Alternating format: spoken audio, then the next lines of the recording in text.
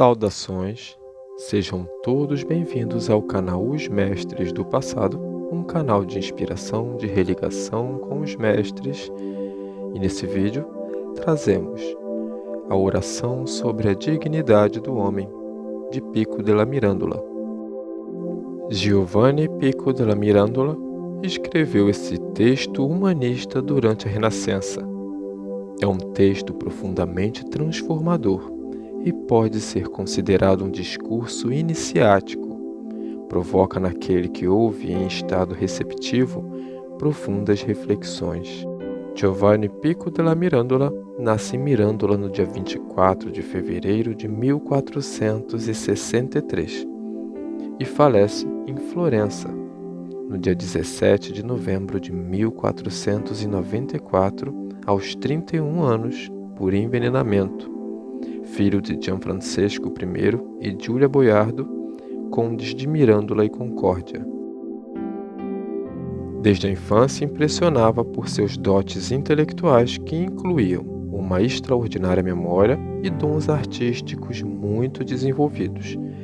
Decidiu dedicar a sua vida inteiramente aos estudos e, com apenas 14 anos de idade, partiu para a Universidade de Bolonha com o objetivo de estudar direito canônico e preparar-se para seguir sua carreira eclesiástica. Mas preferiu aprofundar-se depois em filosofia e teologia. Após adquirir, em suas viagens pela Europa, cerca de 60 manuscritos atribuídos ao sacerdote escriba judeu Esdras, filho de um sumo sacerdote Seraías e autor bíblico de um dos livros históricos do mesmo nome no Antigo Testamento, Giovanni veio a se interessar pelo estudo da Cabala e do Talmud, tendo a ideia de combinar esse conhecimento místico-religioso com a filosofia. Aos 23 anos, no ano de 1486, publica as suas 900 teses, combinando elementos de neoplatonismo, hermetismo e cabala, além de versar sobre a lógica, matemática e física. No mesmo ano, publica De Hominis Dignitate Oratio, discurso sobre a dignidade do homem. Junto a Johann Reuchlin, é tido como um dos reveladores da cabala cristã. Reuchlin é um dos seus influenciados e é provavelmente o primeiro a colocar a letra Shin no centro do tetagrama dos cabalistas. Pico della Mirandola foi aluno de Marsilio Ficino. Aprendeu e conviveu com o professor Elia del Mendigo, que traduzia as obras da Cabala e os textos em hebraico. Foi amigo de Angelo Poliziano e, como dissemos antes, de Johann Reuchlin. Seus escritos serão apresentados por Reuchlin a Johannes Trithemius, influenciando assim Cornélios Agripa, Paracelso, John Dee, em uma corrente infinita de inspirados. É considerado um teósofo para os estudantes da teosofia, um Rosa Cruz para os estudantes das escolas de rosacrucianismo, um grande filósofo cujo texto certamente vai fazer ainda muita transformação em muitos que o leem ou ouvem. Seus textos são considerados heréticos, então ele é convocado pela igreja da época para se retratar. Ele o faz e escreve 13 teses em sua defesa, que não causa o efeito esperado. Condenado pela igreja, ele viaja à França e a Florença, destrói suas obras poéticas e começa a defender o cristianismo contra as religiões judaicas, islâmicas e aos astrólogos. Mesmo assim, é morto por envenenamento em 1494, assim como seu grande amigo Angelo Poliziano. A descoberta do envenenamento foi feita recentemente, entre 2007 e 2008. Ouçamos com atenção a oração sobre a dignidade do homem de Pico de la Mirandola. Eu li, ó veneráveis pais, nas fontes árabes, que Abdala, o sarraceno, interrogado sobre o que, nessa espécie de teatro que é o mundo, despertava a máxima admiração. Respondeu ele que não via nada mais maravilhoso do que o homem. E essas palavras concordam com as de Hermes Trismegistus. Grande milagre, ó Asclépio, é o homem. De minha parte, quando indagava o sentido de tais ideias, não me satisfaziam as diversas coisas que muitos afirmavam sobre a excelência da natureza humana, que o homem é o vínculo de comunicação entre todas as criaturas, familiar às superiores e soberano sobre as inferiores, que pela perspicácia dos seus sentidos, pela investigação da sua razão e pela lucidez da sua inteligência, ele é o intérprete da natureza, que é o intermediário entre a realidade externa e o fluxo do tempo. E como dizem os persas, a união, ou antes, o hino matrimonial do mundo, pouco inferior, segundo o testemunho de Davi, aos anjos. Coisa incrível e maravilhosa, e como seria diferente, se é precisamente por causa dela que o homem é estimado e proclamado um grande milagre e um ser extraordinário. Mas que coisa é essa? Escutai, ó pais, com ouvidos benignos, e por vossa humanidade, sede indulgentes para com esta minha exposição. O Pai Supremo, Deus Arquiteto, já havia plasmado essa morada do mundo, tal como a vemos, um templo augustíssimo da divindade, segundo as leis da sua arcana sabedoria. Decorara as regiões supracelestes com as inteligências espirituais, povoara as esferas etéreas com as almas eternas, preenchera as partes torpes e abjetas do mundo com uma multidão de animais de toda espécie.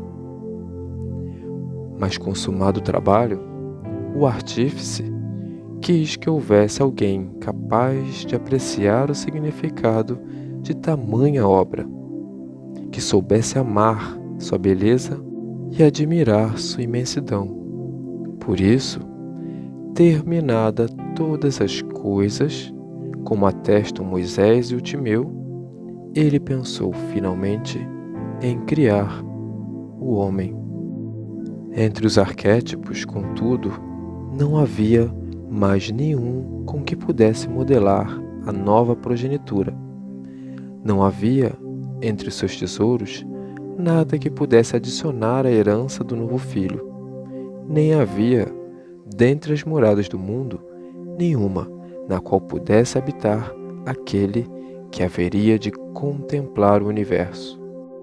Tudo estava completo. Todas as coisas distribuídas entre as ordens superiores, as intermediárias e as ínfimas. Mas seria indigno da potência paterna fracassar em sua derradeira criação, como se fosse incapaz de gerar, indigno de sua sabedoria vacilar por falta de conselho em algo tão necessário. Indigno do seu amor benevolente que aquele ser destinado a louvar a divina generosidade em todas as coisas fosse, ao olhar para si mesmo, obrigado a condená-las, finalmente, o Supremo Artífice estabeleceu que aquele a quem não pudera dar nada de propriamente seu, haveria de ter em comum tudo o que pertencesse a cada um dos outros seres. Assim, ele tomou o homem, criatura, da imagem indefinida e, posicionando-o no centro do mundo, disse: Não te demos, ó Adão, uma morada fixa, nem feições próprias, nem dons particulares, a fim de que, seja lá qual for a morada, a feição ou dom pelos quais vieres a optar, tu, através dos teus próprios juízos e decisões, os conquistes e possuas. Coloquei-te no centro do mundo para que possas observar mais facilmente tudo o que existe no universo. Nem celeste, nem terreno, nem mortal, nem imortal, te criamos, a fim de que possas, como um livre e extraordinário escultor de ti mesmo, plasmar a tua própria forma, tal como a preferires. Poderás degenerar-te nas formas inferiores, que são animalescas. Poderás, segundo a tua decisão, regenerar-te nas formas superiores, que são divinas. Ó suprema liberalidade de Deus Pai, suprema e admirável felicidade do homem! A ele foi dado ter o que desejar, ser o que bem entender. Os animais, logo que nascem, diz Lucílio, trazem consigo do útero de sua mãe tudo aquilo que possuirão. Os espíritos superiores se tornaram, desde o princípio ou logo depois, aquilo que serão nas eternidades perpétuas. Mas ao nascer o homem, o Pai lhe infundiu todos os tipos de sementes e germes de todas as espécies vivas, e elas hão de crescer naquele que as tiver cultivado, e nele darão seus frutos. Se forem vegetais, tornar-se-á uma planta. Se sensuais, se animalizará. Se racionais, se transformará um animal celeste.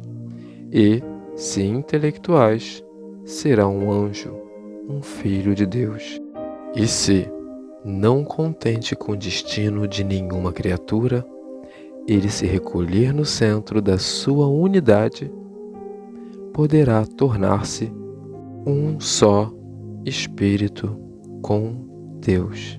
Na escuridão solitária do Pai, que está, além de tudo, transcendendo assim a todas as criaturas. Que estas palavras mereçam nossas reflexões e meditações. Aqueles que desejarem, deixaremos o texto em PDF na descrição para que imprimam ou leiam em seus oratórios, ou como prece, ou ao ar livre. Como muitos devem ter percebido, essas palavras vão de encontro com os ensinamentos da filosofia martinista e da filosofia rosacruciana em geral. Um abraço a todos e até o nosso próximo encontro, nosso próximo vídeo. Com um abraço à bênção dos mestres do passado.